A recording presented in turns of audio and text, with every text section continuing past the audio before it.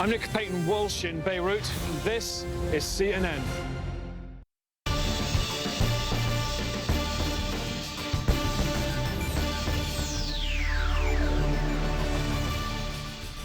It's Monday, October the 14th. I'm Max Foster in London.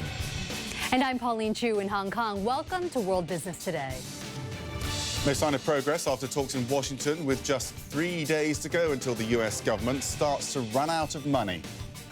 IMF chief Christine Lagarde reminds Washington of the global repercussions if it doesn't act in time. And the UK and China strengthen their economic ties with $1 billion joint venture. Have more business news in just a moment, but first, these are the top news stories that we're following at CNN. Cleanup efforts have begun in eastern India after tropical cyclone Paileen left a huge path of destruction. Tens of thousands of lives may have been saved by an evacuation plan put into effect before the storm hit. Still, at least 14 people were killed. The storm is now reduced to remnants over northern India. A deadly stampede in central India is overshadowing one of the holiest festivals on the Hindu calendar. At least 89 people died when pilgrims crossing a bridge to the temple in Madhya Pradesh panicked. Police say a rumor about the bridge collapsing sparked that stampede. Investigators are trying to locate 7 kidnapped aid workers from the Red Cross and the Red Crescent. They were abducted at gunpoint in northwestern Syria on Sunday. They were delivering medical supplies in Idlib province. Also on Sunday, 2 car bombs exploded in central Damascus, but Syrian state media say there were no casualties there. In Washington, leaders of the US Senate will try again to settle their differences over government spending and borrowing. Democrats and Republicans are at an impasse, and the standoff has shut down much of the government for 2 weeks now. The clock is ticking louder. The Obama administration warns that by Thursday, the US will run out of cash to pay its bills if it fails to raise the debt limit by then. CNN senior White House correspondent Jim Acosta has the latest from Washington. With the clock ticking down to debt ceiling day, it's come down to Senate Majority Leader Harry Reid and Minority Leader Mitch McConnell, who have started horse trading over a deal to reopen the government and avoid default. I've had a productive conversation with the Republican leader this afternoon.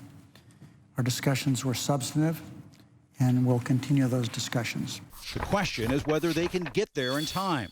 Both leaders realize how difficult default would be, the devastation it would cause to America. But talks over the weekend appeared to stumble again, as Republicans accused Reid of overreaching by seeking additional concessions from Republicans over those forced budget cuts in the sequester. Now is the time to be magnanimous and sit down and get this thing done. The White House said President Obama was standing firm in a phone call with House Minority Leader Nancy Pelosi that there must be clean bills to extend the debt ceiling and end the shutdown with no strings attached. Tensions are boiling over. This is the People's Memorial. Texas Senator Ted Cruz led a protest over the closing of the World War II Memorial on the National Mall that drew this verbal attack on the president.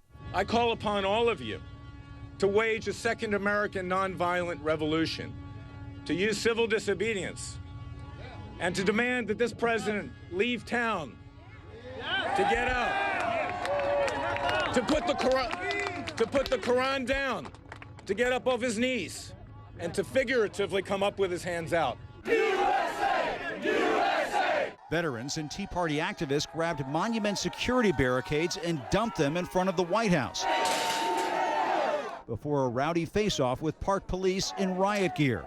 One man waved the Confederate flag. Others called for impeachment. They gave them back to President Obama by piling them up in front of his house, in front of our house. While another Tea Party-backed senator was calling for compromise. I think it's not a good idea to go through the debt ceiling deadline. I think we should go ahead and have an agreement in advance. Jim Acosta, CNN, the White House. And while lawmakers met on Capitol Hill, international finance chiefs were also in town for the annual meeting of the International Monetary Fund. Managing Director Christine Lagarde spoke to CNN's Richard Quest and said the conversation about international recovery continues to be weighed down by politics in Washington. They are concerned because the U.S. is the biggest economy in the world, because it trades with all of them, because it has massive financial consequences for them as well. So it's an international concern that was expressed. Later on the show, we'll bring you more from that interview with Christine Lagarde. You can hear her thoughts on the prospect of a U.S. debt default and the timing of the Federal Reserve's move to cut stimulus spending. So, Max, we have the same themes going into a whole new trading week. How are things looking where you are in Europe? Well, let's have a look at the European markets as they open. All the indices really down as a potential U.S. debt default has an effect here. London is up very slightly, but as you can see, the main markets really starting off in a bad mood. Bank stocks are weighing down the markets, including BNP Paribas on the Paris CAC and the HSBC on the London FTSE. Well, let's take a look at how things ended here in the Asia-Pacific region. And we had a similar picture here, Max. Investors here also wary over that stalemate in Washington. But keep in mind, we had some light trading today because several markets were closed. We did get China data that moved the markets today, namely consumer inflation released today. It showed that it rose to more than 3% in the month of September, which is at the fastest pace in 7 months. But authorities in China said that much of that was from food prices and also a spike in prices over the recent holidays. Over the weekend, China did release export data, which disappointed, and that moved the markets today as well. We saw an unexpected drop in September exports, down 0.3%, when many economists had expected a significant gain. So that prompted worries over international demand. Still, the Shanghai Composite seemed to shrug that off, and it ended up by 0.4%. But the main Aussie benchmark was down today, down by 0.4% on China's poor export data. Since China, of course, is a key trading partner. The Kospi down by about 0.25%. The Sensex still trading right now up by more than a third. The yen did strengthen today off those debt ceiling concerns in Washington, but Tokyo was closed for a public holiday, and so was Hong Kong. Max. Pauline, thank you. Investors in Asia, Europe and the US are all closely watching what's happening in Washington. Let's bring in Manoj Ladwa. He's head of trading at TJM Partners. Thank you so much for joining us. We're not too worried about the bond markets, I guess, because there's no great alternative to treasuries. So we're looking at the stock markets for the reaction. Yep. What are you expecting? Well, increased volatility. It certainly was the case a couple of weeks ago when this all started kicking off, and we're 2 weeks into the whole issue now as well. Late last week, we started to see a little bit of a recovery in equity prices on the hope that there was a sticking plaster deal for the entire situation. We haven't had that, and we're getting closer and closer to the deadline as well. So the closer we get to Thursday, the increased likelihood of volatility returning back to the market, and unfortunately, that's going to be on the downside. Worst case scenario, when the markets open on Friday, there hasn't been a deal, and the government has defaulted. Yep. But do you realistically think that the American government is going to default on its debt? I think it's highly unlikely. It's a lesson in brinksmanship, and this is often the case with debt deals. Unfortunately, the Democrats are sticking to their guns at the moment, because 2011, when we had the previous debt issues, they had to make up some concessions. I don't think they really want to do that this time round, but I suppose they'll have to. Come Friday morning, I'm fairly confident that the whole issue will be resolved.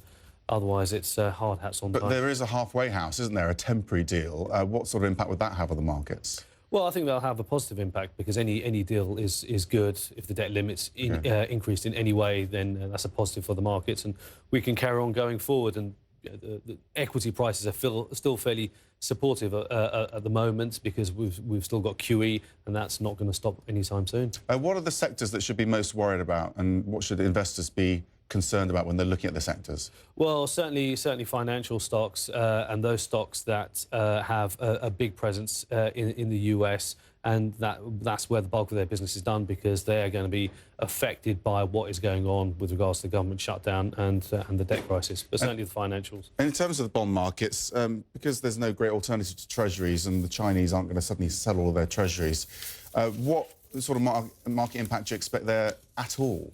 Well, I think it's going to be fairly minimal, where we don't expect much reaction to occur in the bond markets. We could see a reaction in the commodity markets, certainly in gold, and we could see a spike to the upside as it proves a safe haven once again. It's run out of steam in the near term, but that interest could revive back up again if there is an issue. Okay, Manoj Ladwa, thank you very much indeed. Pauline.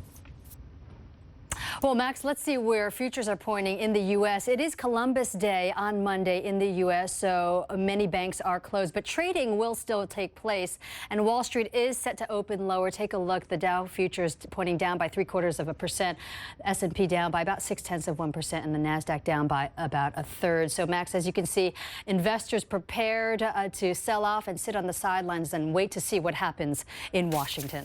It's a big wait. Thank you. Now, IMF chief Christine Lagarde is warning Washington again. Failure to reach a debt deal will be felt by economies around the world. We'll have that interview when we return.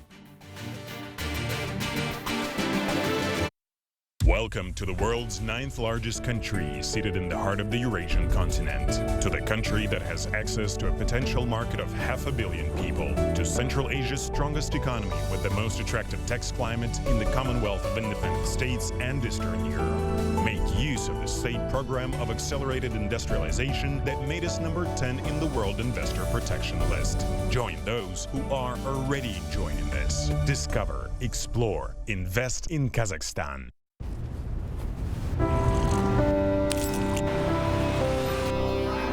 Hyundai believes this is where your inspirations set you free.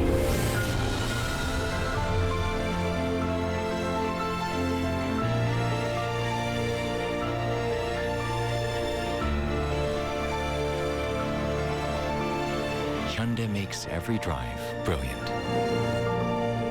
Live brilliant. Hyundai.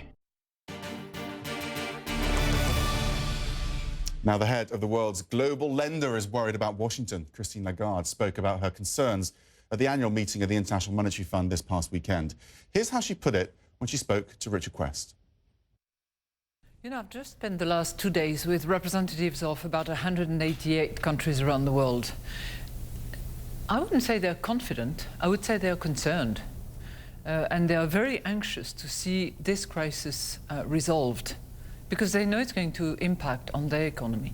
And yet, we're getting closer and closer to a deadline, be it artificial or accurate, whatever it is. The markets will take the 17th as being the deadline.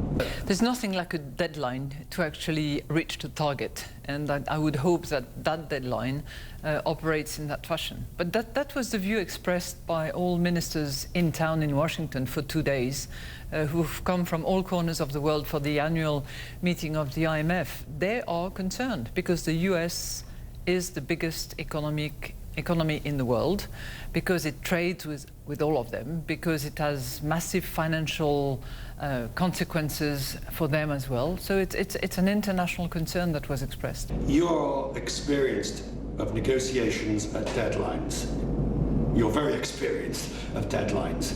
Is it only when the deadline becomes grindingly close, painfully close, that the deal is done? You know, if I rely on my experience as a deal lawyer in my old days, it's often the case that you feel that you have time and you push things into the next hour, the next day, the next week, when the deadline is that far away, and things get closed and done at the last hour. I would hope that the US doesn't wait until the last hour. The big issue is the exit strategy from unorthodox monetary policy, quantitative easing, printing money, whatever we want to say. The evidence so far is that it's not been good. I mean, look what happened in the summer with the Fed. Poor communication, poor execution, and the emerging markets got clobbered. It did have an effect on market and on asset prices, and no question about that. And it did produce volatility, and the emerging market economies suffered as a result. We saw currency variations, we saw yields increase, and we certainly had today a great exchange between the advanced economies on the one hand, including the US authorities, and the Fed representative was there, and the emerging market economy representatives, and they talked to each other, not at each other, and they heard what their respective concern was. But if that was what we've seen so far, we haven't even begun. So what's the fund looking for from people like the Bank of Japan, the Bank of England, the Fed, the ECB, when it comes to tapering and the exit strategy? What do you want? What we want is that gradual exit to be gradual, to be well communicated, to be data-based as much as possible, and to be in a dialogue with other authorities around the world. Because anything decided in a key market, like the United States, like Japan, like the European Union, is going to have effects elsewhere. And that has to be taken into account because those effects will eventually backfire. The real risk is it's going to go wrong because we've never done this before. And I know you're probably thinking, and you'll probably tell me to stop being pessimistic. You know, central bankers have gone into that, and just as well they did, because they rescued the global economy on that occasion using unconventional monetary policies. They knew how to do it, and yet it was terra nova. Nobody had been there before. So our hope and our guess is that they will know how to get out of it gradually, communicating well, assessing the data, being predictable, being clear in their communication and their implementation. That was the head of the International Monetary Fund, Christine Lagarde, making clear that what happens on Capitol Hill is a key concern for global growth, Pauline. Yeah, and if in fact the U.S. does default on its debt, it would certainly be terra nova in Christine Lagarde's words. Well, still ahead right here on World Business Today, boosting ties. The UK finance minister tells China, you're more than welcome to visit Britain and please bring all your money. We'll be right back.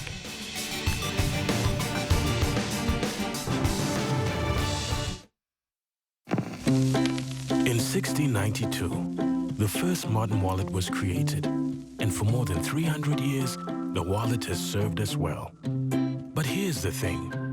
Now that your SIM card can replace all your other cards, you can put the wallet into the mobile phone, where you can keep more cash, cards, and contacts than the humble wallet ever could. So say goodbye to the wallet and say welcome to the new world.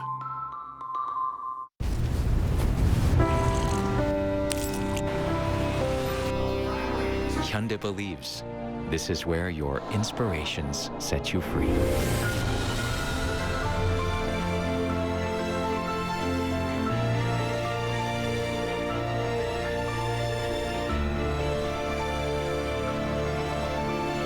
Hyundai makes every drive brilliant.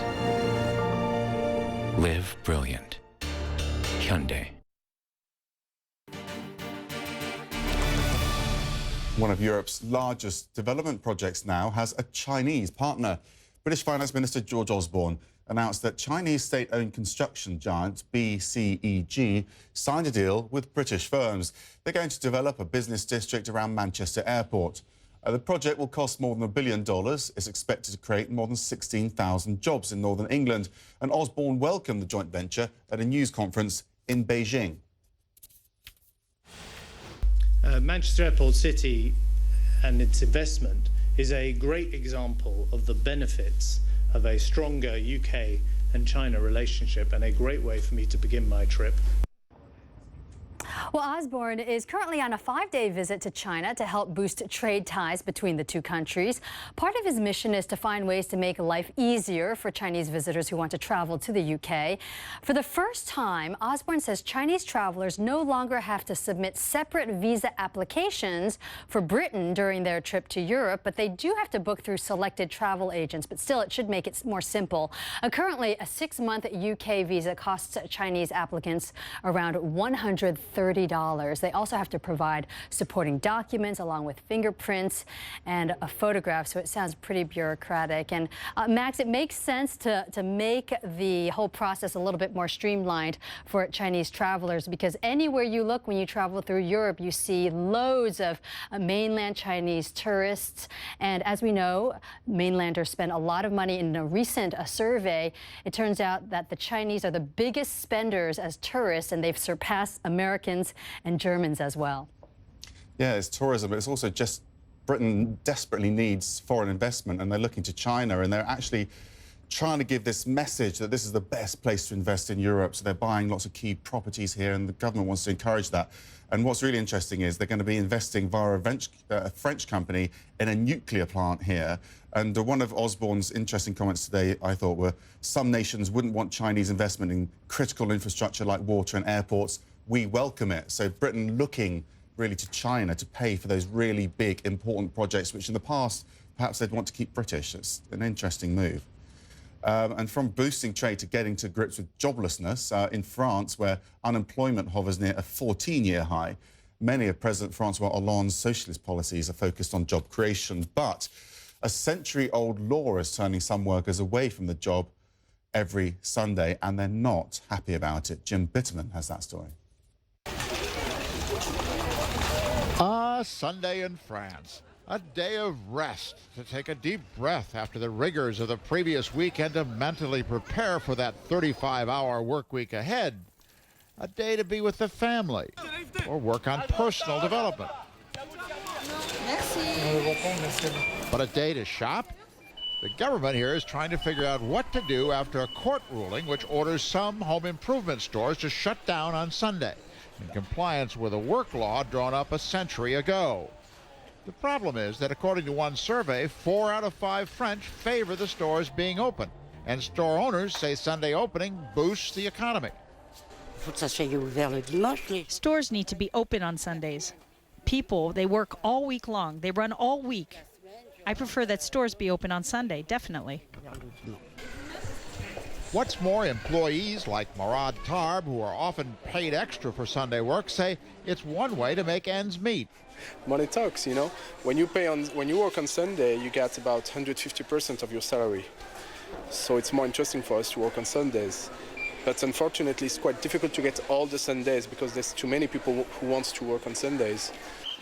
Tarb and others who want to work Sundays are part of a protest movement trying to get the government to leave the stores alone. They say it would be ridiculous to do otherwise with high unemployment and an uncertain economy. Nonetheless, the government is now imposing fines on the stores that stay open in defiance of the law. Opposing Sunday opening hours is an unlikely coalition on both ends of the political spectrum. Neither conservative Catholics nor leftist unionists and politicians think people should work on Sunday. A spokeswoman for the Radical Left Front Party says workers need to be protected. I think everyone wants the rule to be that on Sunday you rest. The government obviously needs to put its hands in the theme because it's about working rights. If not, you will have, everything will be open, and then we will just have the American way of life. I think that's sad. For the moment, the government has dodged a bullet by naming the former head of the French post office to study the question of Sunday opening hours. His report is due in November. Meanwhile, the stores that stay open in defiance of the court ruling are paying hefty fines each weekend they do so, leaving the French to contemplate whether that American way of life would ever be at home here. Jim Bitterman, CNN, Paris. That American way of life of consumer chaos. Well, many Americans rely on food stamps to help pay for groceries, and they got a nasty surprise over the weekend. Some shoppers had to go home empty-handed. We'll explain. Details just ahead.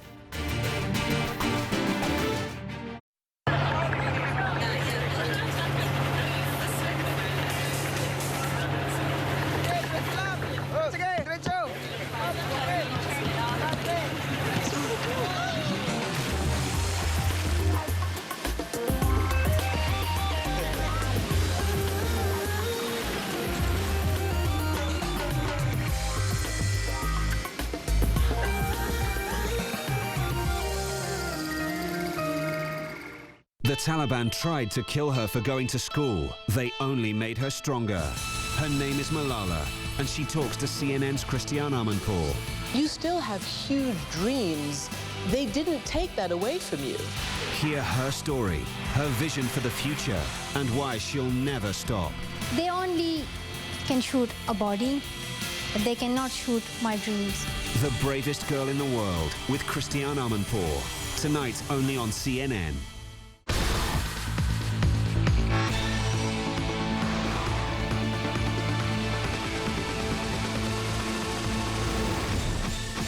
The table is set for you to get a different view of China. Join me for an intimate and revealing discussion with people who know China better than anyone. This month on China, cracking down on political corruption. You mentioned for the Chinese Communist Party, fighting corruption is a matter of life and death. Why is it a matter of survival for the party? Why is it that critical? It's a view from the inside out. On China, Wednesday, only on CNN. CNN original series Anthony Bourdain Parts Unknown, Sicily. Octopus. Cuttlefish. Pancetta. Neonata. Oh, that looks good. This juice. How do you say it in Italian? Swordfish. Looks like hell. Tastes like heaven. Smells good in here. Chin. Caponata. That's old school. That's Sicily right there. Anthony Bourdain Parts Unknown, Sicily, only on CNN. I'm Ben Wiedemann in Rome, and this is CNN.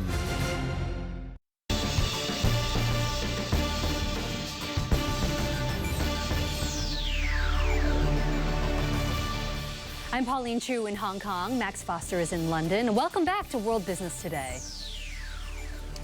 Let's take another look at the European markets as they progress into what's expected to be a very choppy week with the debt ceiling really the big talking point. London pretty much unmoved, but as you can see, the other main European markets are down. The concern is that a deal won't be reached and US might default. I think that's not a realistic concern that they will default, but certainly they want to see what type of deal comes out of this, possibly Thursday into Friday. Pauline. Yeah, and the last time we saw politicians push the envelope this far, S&P downgraded the U.S.'s credit rating. So investors certainly don't like uncertainty, and we saw what happened last time. Well, let's take a look at how the Asia-Pacific region ended this session. We had some data that moved the markets. China data came out showing that inflation rose, but it was still within target for the month of September. We did see a drop in Chinese exports that came out over the weekend, down 0.3% when many people had expected an actual gain. So as a result of that poor export data, we saw the main Aussie benchmark drop by 0.4%. It didn't seem to affect the Shanghai Composite, which was up by about the same amount. But in Sydney, spot gold was near a 3-month low, and mining stocks were down as well. Australia's largest gold producer, Newcrest Mining, was down nearly 4%. Also, Oz Minerals was down over 8% after cutting its 2013 copper production forecasts. The Seoul Kospi closed down slightly. The Sensex in Mumbai is still trading up by about 1/3%. The Nikkei and the Hang Seng are closed today for a public holiday. And let's see where futures are pointing on Wall Street. It is Columbus Day on this Monday in the U.S., but trading will still be in full swing. And as you can see, Wall Street is set to open lower, down by 0.7% on the Dow and about the same amount on the S&P. NASDAQ futures down by about 1/3%. The deadlock in Washington is commanding investors' attention, but it's also a big week for earnings, as Alison Kozik explains. On the earnings front, the remainder of the major financials will clock in. Citigroup, Bank of America, Goldman Sachs, and Morgan Stanley are slated to report throughout the week. Analysts have cut expectations for many of the big banks, thanks to things like weak trading revenue and loan growth. But those lowered forecasts could make it easier for them to beat estimates. Tech giants Yahoo, eBay, and Google will post results as well, along with Dow members General Electric and Coca-Cola. FactSet expects third-quarter earnings overall to show a growth rate of just 3%. That's less than half what the firm expected at the start of the quarter. As Alison mentioned, it's a busy week with corporate earnings coming out. Investors are also focusing on the budget stalemate in Washington and Thursday's deadline to raise the U.S. debt limit. The key to a resolution may lie in the hands of these two senators. Democrat Harry Reid and Republican Mitch McConnell are expected to hold talks again for a second straight day, whilst Reid says he's hopeful following Sunday's negotiations. A top Republican has a warning for Democrats. Have a listen. I've had a productive conversation with the Republican leader this afternoon. Our discussions were substantive, and we'll continue those discussions. I'm optimistic about the prospects for a positive conclusion to the issues before this country today. And the Democrats, they better understand something. What goes around comes around. And if they try to humiliate Republicans, things change in American politics. And I know what it's like to be in the majority and in the minority. And it won't be forgotten. Now is the time to be magnanimous and sit down and get this thing done. Now, Goldman Sachs CEO Lloyd Blankfein has been one of the more vocal Wall Street chiefs on this debt crisis. He's been putting pressure on both sides in Washington to get their act together. Blankfein spoke to Fareed Zakaria about why he thinks things are the way they are. We have a system where the moderates of both parties are supposed to unite together and have a moderate solution, which, by the way, may or may not be the right result. But it certainly brings about the most stable result. Right. Because then when the party in power shifts, the next party had already signed on to it, made its contribution, owns it. For one moment in time in my life, we had a parliamentary system, in effect, where you had both houses had a veto-proof majority, and the president was of one party, so it was effectively a parliamentary system. And it passed legislation without having to compromise, and consequently, it didn't. And that created a very unstable situation. So the reaction to that, I think, is a terrible reaction. You could go back to a first cause and say, if some of these elements and some of the legislation that had gone on in that period had been passed with more Republican support, and the concessions, maybe the minor, maybe some modest concessions that would have had to make to earn that support, it would have been a much better, a much more stable outcome.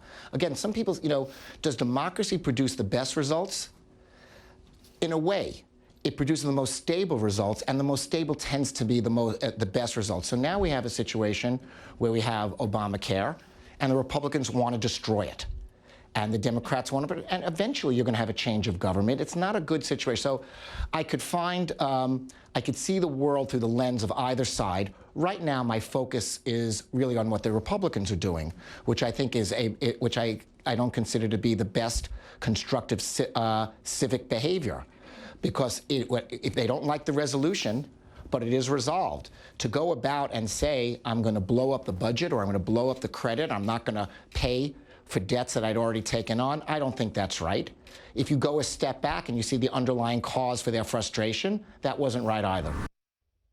And while Washington's indecision weighed heavily on the IMF's annual meeting this weekend, it wasn't just a possible default on US debt that had these international leaders worried. Domestic budgets back home were also front and centre. The IMF raised its outlook for the UK's GDP in 2013. It's now projecting growth of 1.4% following a recent batch of promising growth data. British Finance Minister George Osborne explained how the UK is planning to keep that going. Look, we've got a very clear plan to put our public finances in order. We still have a deficit that, in my view, is far too high, so we've got to deal with that. That enables us to have an accommodative monetary policy, and alongside that, we're doing big supply-side reforms, big structural reforms to improve our infrastructure, improve our education system, give ourselves the most competitive tax system in the entire world. But not all those countries fared so well in these revised global growth forecasts. India's 2013 forecast was cut to 3.8%, nearly a 2% drop-off. But the finance minister didn't seem to be worried when he spoke with CNN. Going by the IMF's track record, I think they revise their forecasts so often that I don't think their forecast at any particular point of time is very relevant. Our own calculations show that we'll grow at a much better rate than what the IMF has forecast. And he also tells CNN that his economic advisors say the Indian economy will grow between 5 and 5.5% this year. Not bad, Pauline. Yeah, not bad, but still not that 9% that we saw a couple of years ago. Well, going back to the debt ceiling situation in the U.S., a lot of people are suffering. A computer glitch is being blamed for forcing some grocery shoppers to go home empty-handed over the weekend. They weren't able to use their electronic food stamp cards. And CNN's Nick Valencia finds out if the partial government shutdown had anything to do with it. There are an estimated 47 million Americans on food stamps. That's about 1/6 of the population. And if you were one of the many trying to use your food stamp cards for groceries on Saturday, you were in for an awful surprise. Okay, 9:55. The headaches for shoppers started at 11 a.m. on Saturday. This is my first time ever experiencing this. So this is like pretty much a shock to me. Hour after hour, electronic payment cards for food stamps declined at stores coast to coast across 17 states. From Ohio to Iowa to California, people paying with food stamps were told they couldn't. I just had to spend cash. That's my Walmart money. I was supposed to go grocery shopping today, so I just grabbed a few things, paid cash for it, and put it in God's hands. SNAP, or the Supplemental Nutrition Assistance Program, as it's officially called, is administered by the U.S. Department of Agriculture. Many of those affected speculated the crash had something to do with the partial government shutdown, but state officials say that wasn't the case. Xerox, which handles the food stamp transactions for the government, says a computer crash knocked the system offline.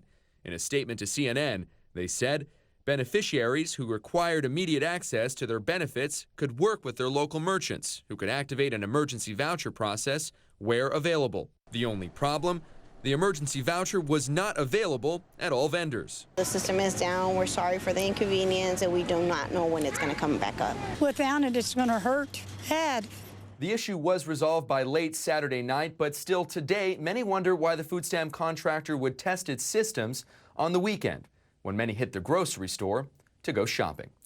Nick Valencia, CNN, Atlanta. Just after the break, picking up the pieces after India's strongest cyclone in almost a decade and a half. Next on WBT, we'll bring you the very latest on the devastation from Paileen.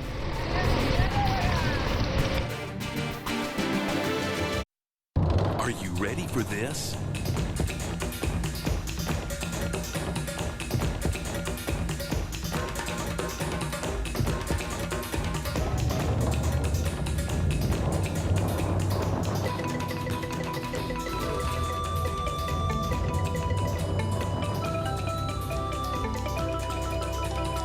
Get ready for the adventure of a lifetime in Cambodia, the Kingdom of Wonder.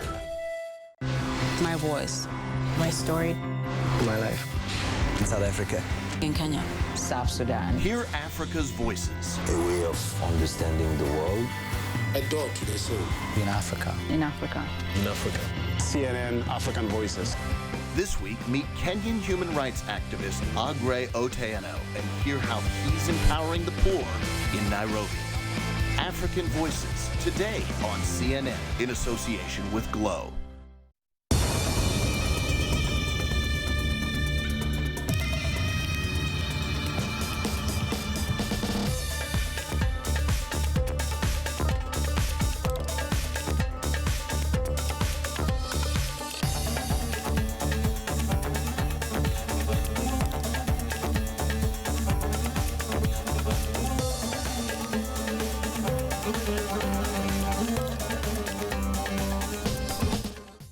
The Taliban tried to kill her for going to school. They only made her stronger.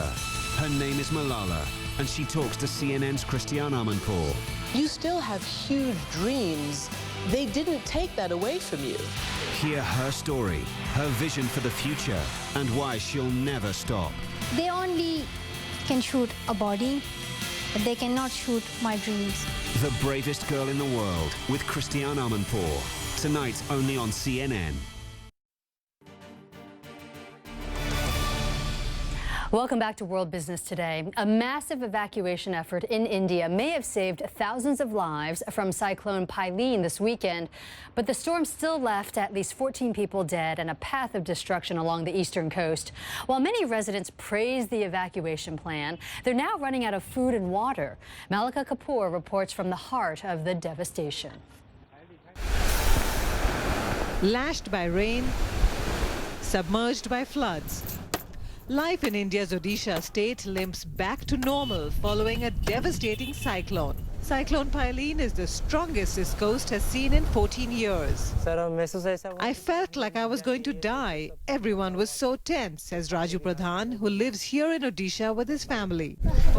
Raju is one of more than 900,000 residents evacuated to cyclone shelters set up by the local government. Their preparations paid off. The death toll is less than 20. Compare that to the strongest cyclone ever to hit the area, killing 10,000 people in 1999. We drive along the coastline to see Paileen's impact for ourselves. Along the way, we meet several people, some content with the local arrangements, others not so.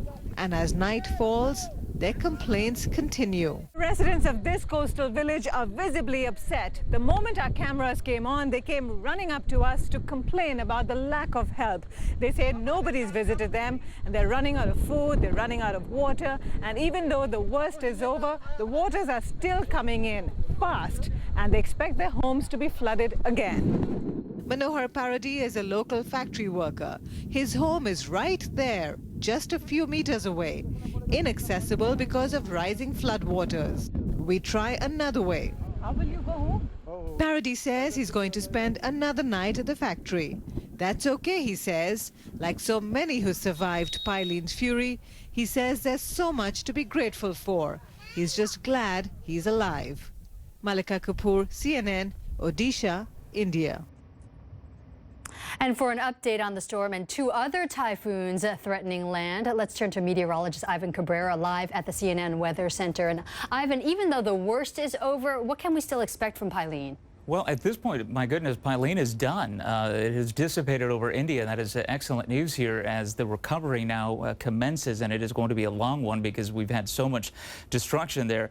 Minimal loss of life with those evacuations, just exactly what you need to do when a strong storm is headed for a very populated coastline.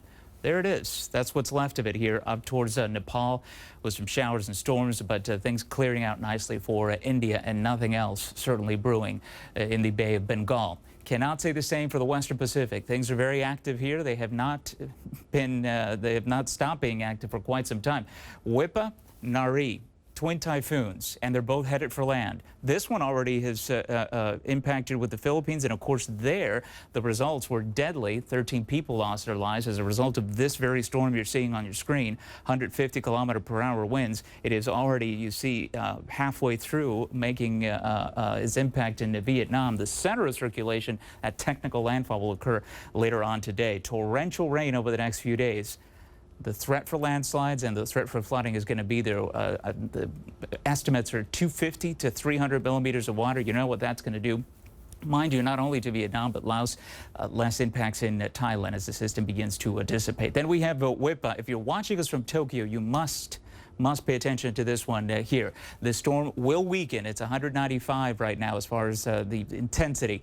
It will not be that strong when it arrives here, but the winds are going to impact you. Look at this thing just whirling up here and heading towards Tokyo by the time we get into a Wednesday. If you have a flight scheduled in or if you're headed out, this is not going to be the day to travel. I think we're going to have hundreds, if not thousands, of canceled flights through Tokyo on Wednesday because of this storm. The worst of the wind staying offshore, but it is just going to make a close enough pass, and it's going to be strong enough, and that wind field is going to be big enough where I think the impacts are not just going to be rain, but also a wind threat as well, especially along the coast. So you have been warned. This is coming for Wednesday. Pauline. Okay, that's a good heads up for our travelers out there. Thank you so much, Ivan. And now we're going to turn our attention to Lebanon and the instability there. The civil war next door in Syria and the growing refugee crisis have made it worse, and it's taking a heavy toll on the Lebanese people. CNN's Mohammed Jamjoom introduces us to a brother and sister who could speak for many fellow citizens. They're moving their promising business abroad. A bit more towards me? No, the other way. More? Yeah. Let's face it, couture will always be more fun to talk about than conflict.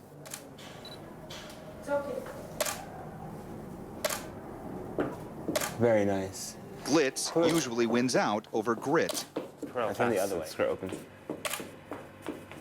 Even though I was born in London and raised abroad, I'm still Lebanese at the end of the day. That's why designer Ronald Abdullah wanted to bring a little bit more glamour back to his parents' homeland, and why his sister Rosie decided to join him here. We had very high hopes. Lebanese designers were very in vogue. House of Ronald opened its doors in 2009. Quickly winning accolades, the designs gained a small but loyal following. By 2011, they even had a boutique in Beirut. But working in Lebanon is very challenging. The infrastructure is limited. We pay first world rates for everything with a third world service quality, which makes no sense. They went from being trendy to becoming part of a trend. Lebanon's brain drain.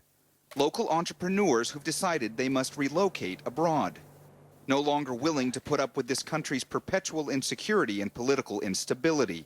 As we stand outside the empty, shuttered boutique, Rosie tells me closing it was tough, even though it was the right thing to do. It was very high-end and chic and but very simple. The time and effort and energy and money that we invested into it was tremendous. Empty storefronts and restaurants on this popular street underscore how dire Lebanon's economic crisis has become. A spillover of violence from Syria's civil war, an influx of refugees, and numerous travel warnings keeping tourists away. It's taken a terrible toll on this country. Ronald and Rosie plan to reopen in London soon, but next year's line still must be planned, promoted, launched. It's why the photo shoot for House of Ronald is happening at the home of Ronald. He didn't just design the clothes, he made up the model, is shooting the catalog. And even though he'll miss Beirut, he won't miss its many challenges.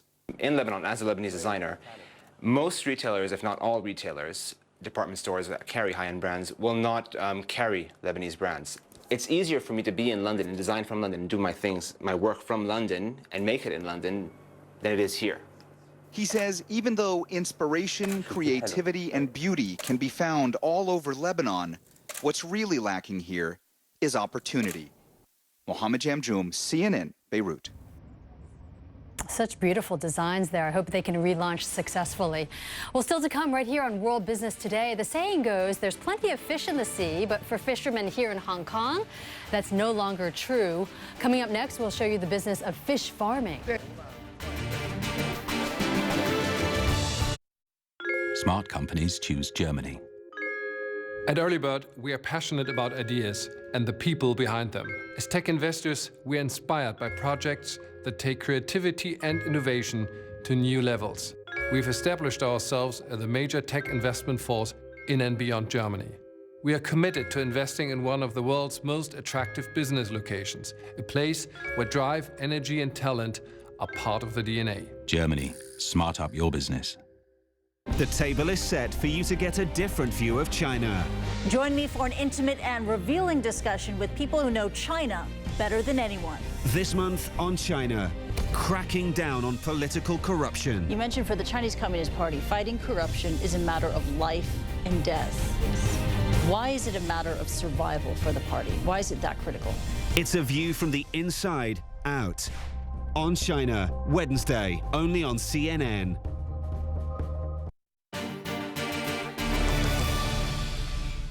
Let's recap what's happening with the US government's partial shutdown. Here's what we know. Monday marks the 14th day that some parts of the US government remain closed, including most national parks and many agencies.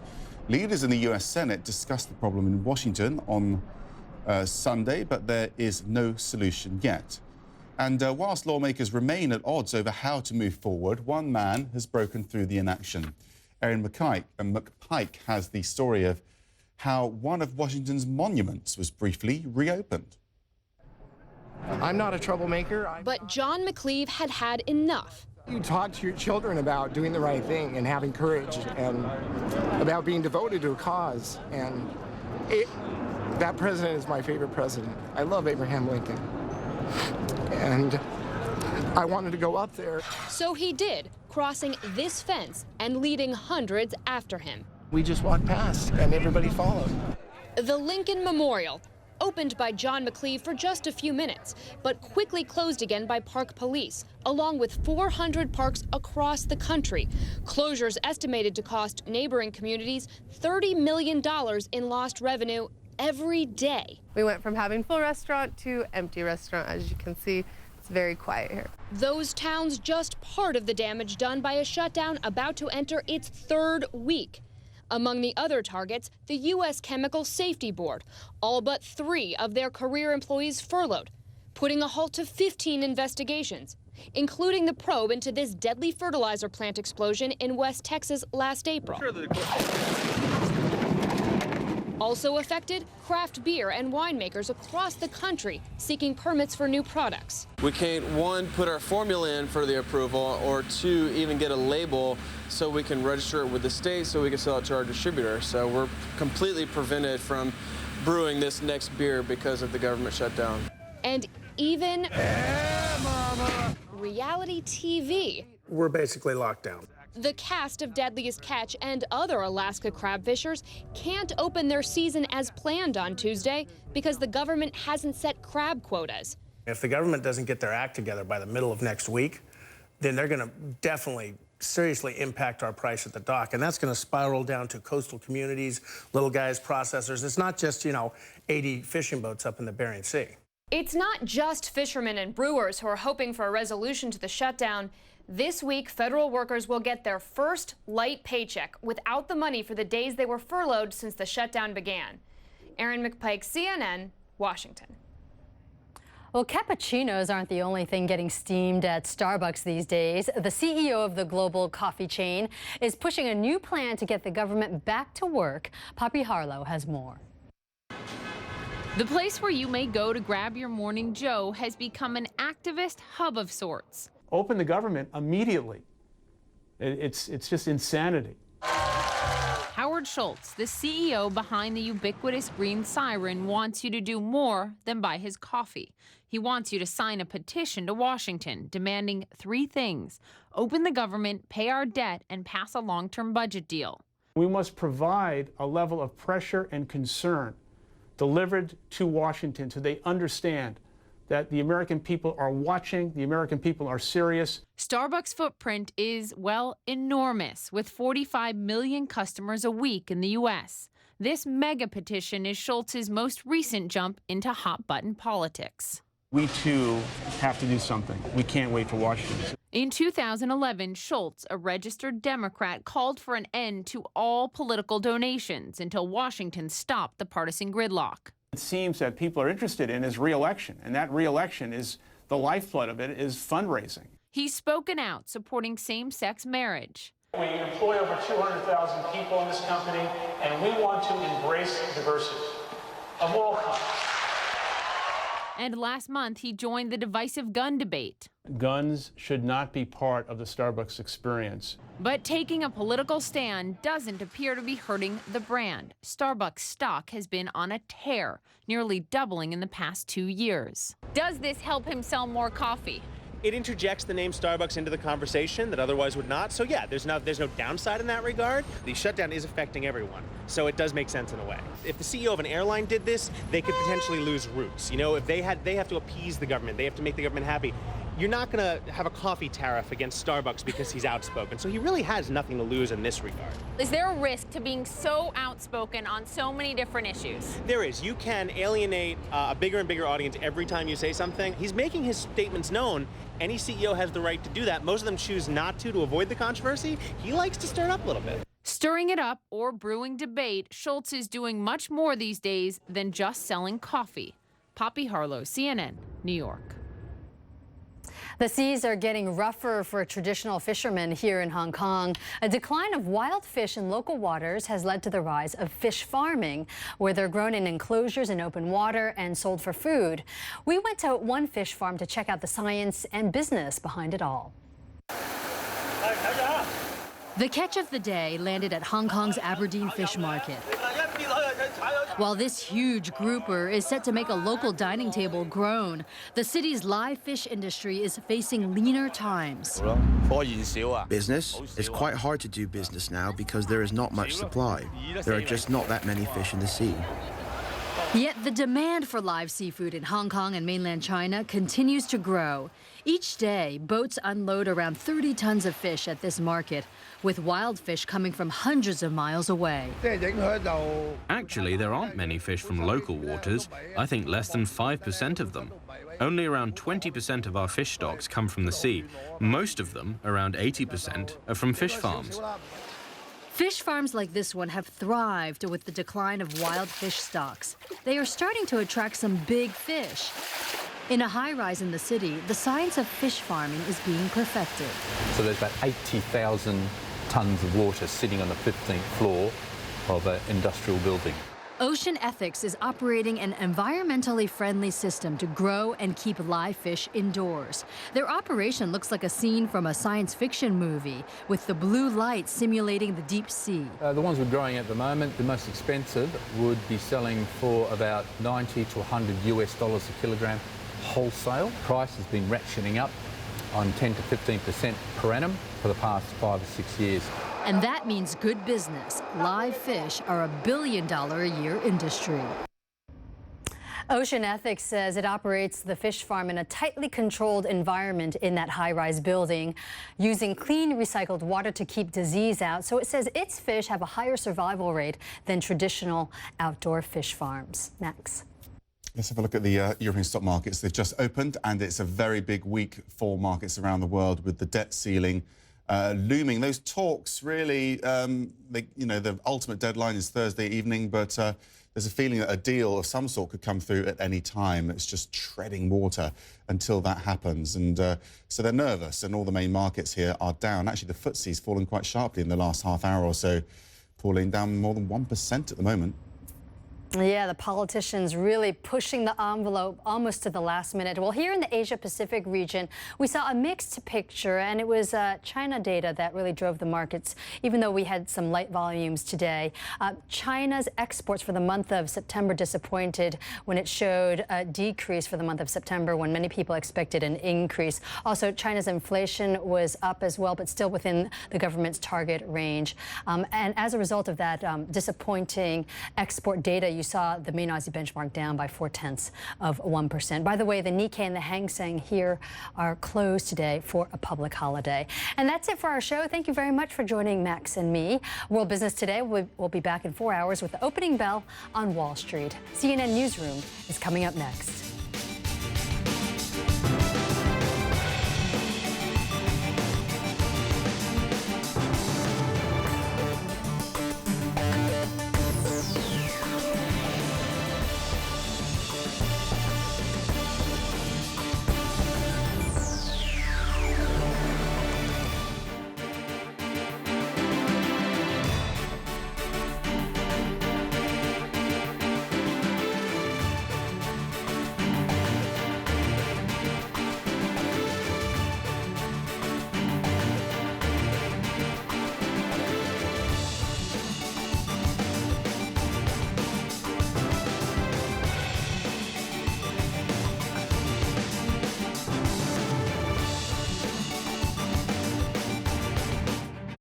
كنت لا أكتسب الأموال الكافية لأن نصف الأسماك كانت تتعفن قبل أن تصل إلى السوق، لكن الآن أضعها في مخازن التبريد.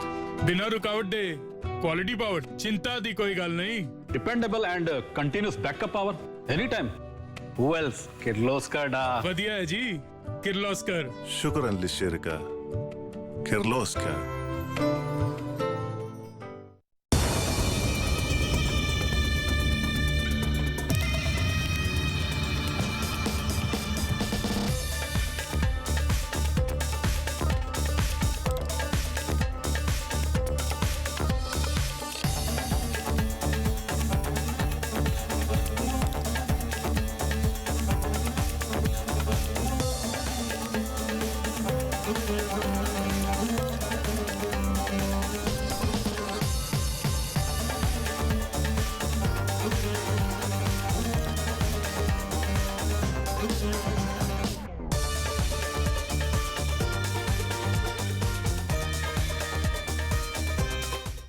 These are the wrecks of just some of the vessels that have brought thousands of immigrants here to Lampedusa. This is taking you to the heart of the story. You can see some of the refugees have left items of clothing, a pair of jeans here. You get a sense that if you imagine hundreds of people crammed onto this ship, just how desperate those making that dangerous journey from North Africa to here must be. This is CNN.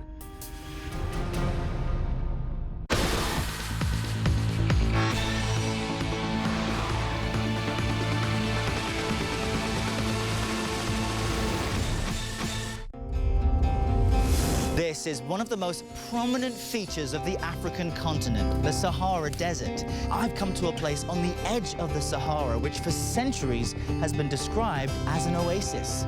I'm Errol Barnett, inside Africa, and this is the starting point for my journey this week, which for the first time is through the North African country of Tunisia. Inside Africa, Wednesday, only on CNN, in association with Zenith Bank. CNN original series, Anthony Bourdain, Parts Unknown, Sicily. Octopus. Cuttlefish. Pancetta. Leonata. Oh, that looks good. This juice. How do you say it in Italian? Swordfish. Looks like hell. Tastes like heaven. Smells good in here.